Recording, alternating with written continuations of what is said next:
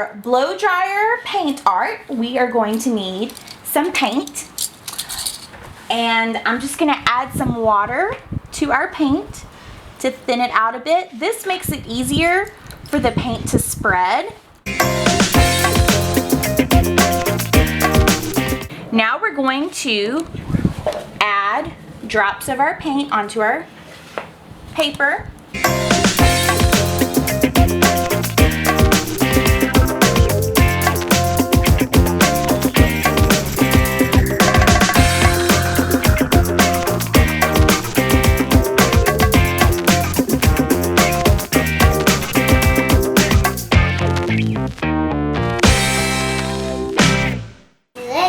Thumbs up and like our video.